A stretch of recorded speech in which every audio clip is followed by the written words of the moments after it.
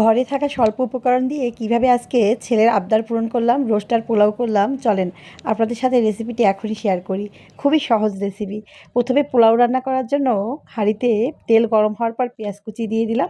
পেঁয়াজটা একটু ভেজে নিলাম। যখন একটু সামান্য লাল হয়ে গেছে তখন এখানে দারচিনি আর লবঙ্গ দিয়ে আবার একটু ভেজে নিলাম। তারপর আগে থেকে ধুয়ে রাখা চাল, পানি ঝরানো চাল এখানে দিয়ে দিলাম। এখন কিছুটা সময় নিয়ে চালটা ভাজতে হবে। অবশ্যই চুলার আঁচটা মিডিয়ামে রাখতে হবে। চালটা একটু ধৈর্য ধরেই ভাজতে হবে। চাল ভাজা হয়ে গেলে অ্যাড করলাম গরম পানি। গরম পানি দিলে পোলাওটা কিন্তু অনেক তাড়াতাড়ি হয়ে যায় আর খুবই ভালো হয়।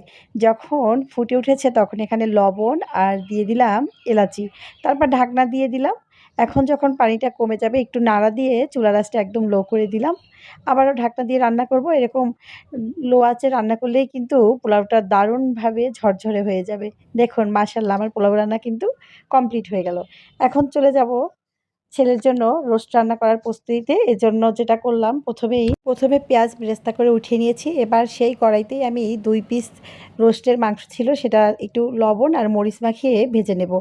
কড়াইটার জন্য আমার একটু ভাজতে অসুবিধা হয়েছিল। আপনারা অবশ্যই একটা ফ্রাই প্যান নেবেন তাহলে খুব ভালো হবে।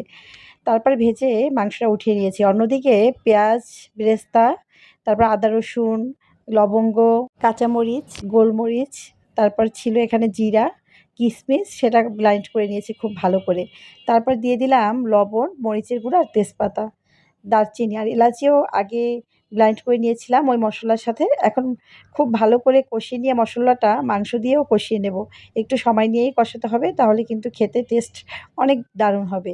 তারপর আবার কিছুটা পানি দিয়ে রোস্টের মাংস ২ পিস খুব ভালো করে কষিয়ে নিয়েছি। তারপর যখন একদম কষাতে উপরে তেল ভেসে উঠেছে তখন এখানে দিয়ে দিলাম আ দুধ। দুধ দেওয়ার পরে কিছুটা চিনি দিয়ে এখন ৩ টে কাঁচামরিচ দিয়ে দিলাম। তারপর যেটা করলাম কিছুক্ষণ রান্না করলাম। রান্না করার পর কিন্তু রোস্টটা রান্না কমপ্লিট হয়ে গেল। এভাবেই কিন্তু হুটহাট ছেলের আবদার পূরণ করি। ঘরে থাকা স্বল্প উপকরণ দিয়ে চাইলে আপনারাও পারেন আপনাদের বাচ্চার ইচ্ছাগুলো পূরণ করতে। আমি কিন্তু প্রায়ই এভাবে ইচ্ছাগুলো পূরণ করি। যখনই সে আবদার করে তাকে এভাবে ঝটপট রান্না করে দিই। সবাই ভালো থাকবেন। আল্লাহ হাফেজ।